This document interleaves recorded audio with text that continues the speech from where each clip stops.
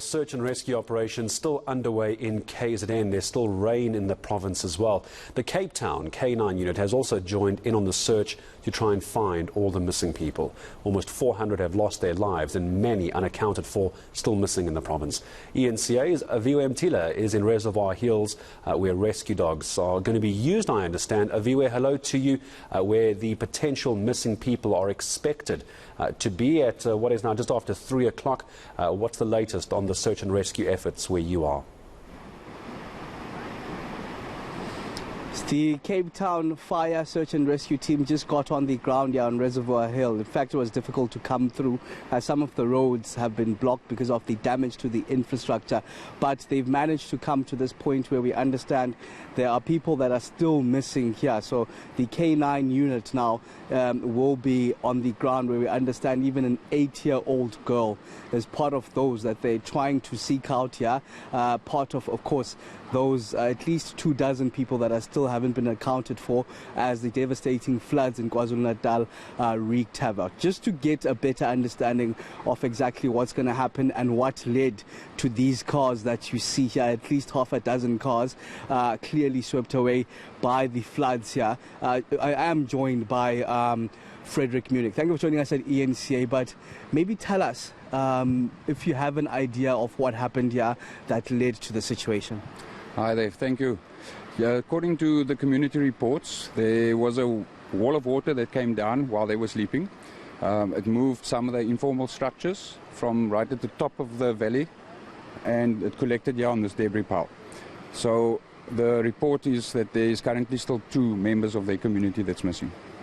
2 members. Do you have any more information on these 2 members, maybe their ages, or what led to exactly maybe you even looking around here? Yes, it is an adult male, 43 years old, and an 8-year-old girl. We have interviewed the father who last saw his daughter, and she's believed to be just behind one of the vehicles. That's the point of last being seen. So we're going to concentrate a K-9 search. The debris pile, we did a surface search, which earlier the week did deliver another victim. These victims we believe to be either swept away or within the debris pile. It's way too much work and too little equipment that we can get onto the site. So we're using the K9s to give us confirmation whether they are here and a possible location that we can exploit that area. Okay, I was about to ask about the K9 units that we see on the ground. So they'll be there just to sniff out possibly the people that you're searching for? That's correct. They will give us an indication whether they're here and also a possible location. Okay, and then if the rain persists, because that's the concern now, if this rain persists, how will it then hamper your efforts in the search and rescue?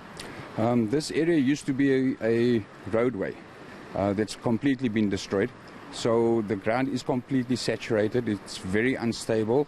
The persistent rain obviously is hampering our efforts. Should the water level rise, then there's going to be more damage. Hopefully it does subside a bit, and that will give us more opportunity to be able to access these type of areas and get equipment in to do a search. Okay, and then just from your experience, a search like this, what does it entail, and how long would such a search for these 2 people take? If we should get a positive from the K9 units, it is a very labor-intensive workload. There is, as you can see, vehicles, there's big pieces of timber, there's items of furniture, household items, etc., which needs to be removed without disturbing or making the pile uneven or causing further collapse or further movement in it. So it's very labor intensive. We need specialized equipment, cutting equipment, lifting equipment. We need equipment and manpower to move the stuff that we've loosened up, and it could take some extensive time. And just lastly, I'm trying to think even the quantity of water that would have been needed even to cause such a damage. Maybe paint out, maybe what could have possibly happened on the day here. The water is not just clean water, it's obviously filled with debris that comes off the hills, and as it moves down it picks up additional debris, cars, etc. It's a lot of force behind it. The amount is not for me to stipulate, but there's a lot of force. As per the witnesses that we interviewed, it was a wall of water probably about 4 or 5 meters high that came down the hill mixed with mud and all the debris, and it creates this carnage. A wall of water at least 4 to 5 meters high.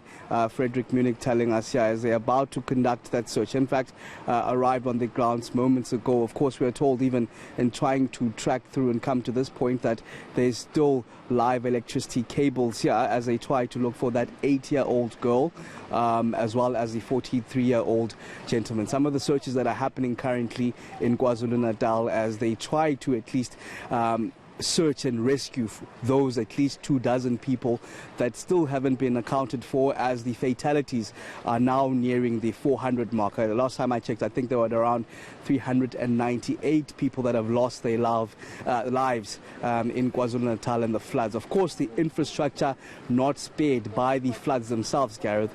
We were just in Mhlosini now in Ferulum, where we saw a community there where it couldn't go in or out because of both routes that lead to the township have been devastated. Both the roads there have been devastated. So essentially, they now have to cross a river in order to access your basic food.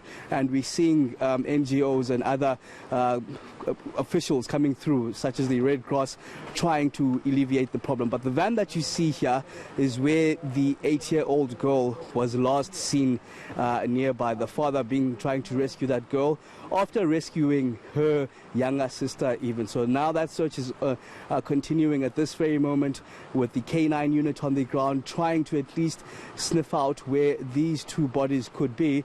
Before then, they'll be able to basically rescue them from this rubble that you see here, saying that the rubble is too much and they don't have the adequate equipment on the ground.